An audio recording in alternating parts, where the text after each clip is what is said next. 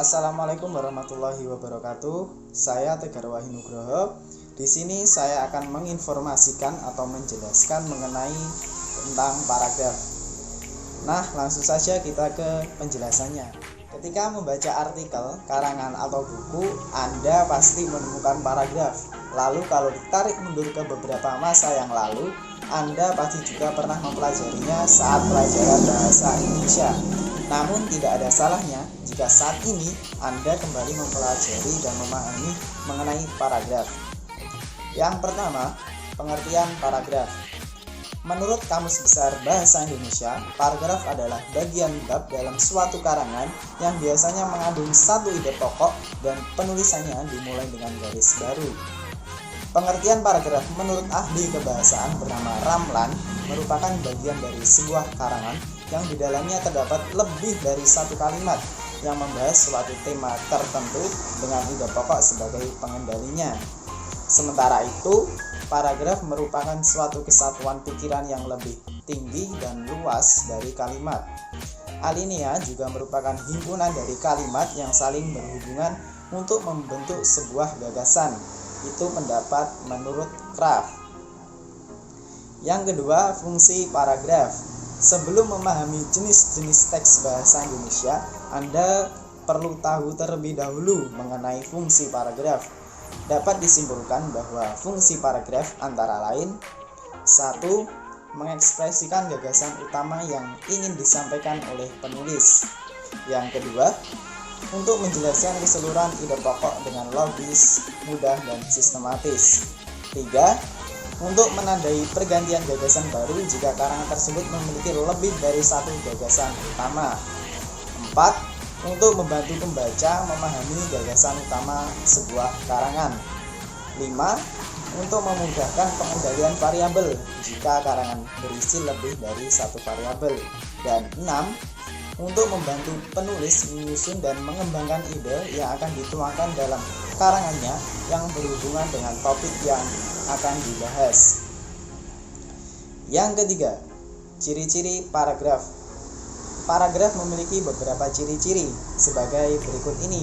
1. Ditulis dengan memberikan beberapa ketukan spasi agar baris pertama sedikit masuk ke bagian dalam. Biasanya paragraf diberi 5 kali ketukan spasi untuk karangan biasa. 2. Berisi satu ide pokok yang akan dijelaskan dalam sebuah karangan. 3. Berisi beberapa kalimat topik yang dapat menjelaskan dan menerangkan ide pokok karangan tersebut secara rinci. Dan 4. Beberapa paragraf berisi opini penulis yang dinyatakan dalam kalimat penjelas. Yang keempat, unsur-unsur paragraf. Sebuah paragraf bisa disebut paragraf yang baik kalau di dalamnya terdapat unsur-unsur pembentuk paragraf. Unsur-unsur tersebut adalah sebagai berikut. 1. Berisi kalimat utama paragraf. 2. Harus berisi kalimat penjelas untuk menguraikan kalimat utamanya. 3. Harus memiliki koherensi, yaitu kesatuan yang dibangun oleh hubungan antar kalimat pembentuk paragraf sehingga paragraf mudah dipahami. 4. Harus memiliki kesatuan atau unity, yaitu perpaduan yang kokoh antara gagasan utama dan kalimat mendukung dalam suatu paragraf. 5. Harus memiliki konjungsi atau penghubung yang digunakan sebagai penyambung kalimat untuk menambahkan keterangan, menyatakan hubungan sebab akibat, atau menyatakan perbandingan atau pertentangan. 6. Paragraf harus harmonis, semantis, gramatis, dan normatif. 7.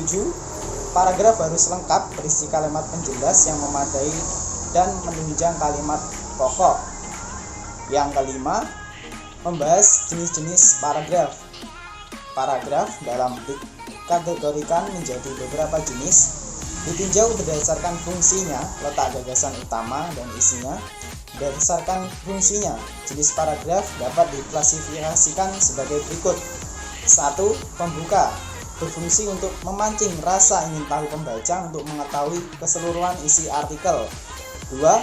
Paragraf isi, membahas tentang ide-ide pokok dalam sebuah artikel.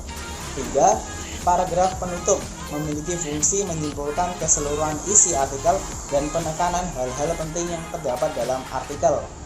Dalam paragraf ini juga bisa berisi saran atau harapan. 4. Paragraf penghubung, gunanya untuk menyambung satu paragraf dan paragraf lainnya. Berbeda jika berdasarkan letak gagasan utamanya. Jenis paragraf dapat dibedakan menjadi paragraf deduktif dan paragraf induktif. Paragraf deduktif atau paragraf ide pokok terletak di bagian awal paragraf. Sementara itu, paragraf induktif merupakan paragraf ide pokok yang terletak di akhir paragraf. Lain lagi dengan paragraf inaratif. Ini adalah paragraf yang gagasan utamanya terletak di tengah-tengah paragraf. Selain itu, ada juga paragraf campuran yang ide pokok utamanya terletak di awal dan akhir paragraf. Berdasarkan isi, jenis paragraf dibagi menjadi 5 jenis. Yang pertama, paragraf eksposisi, 2 paragraf narasi, 3 paragraf deskripsi, 4 paragraf persuasi, dan yang kelima paragraf argumentasi. Demikianlah pembahasan lengkap tentang paragraf yang meliputi pengertian, fungsi, ciri-ciri, unsur, dan jenis paragraf berdasarkan fungsi, letak kalimat utama paragraf, dan isinya.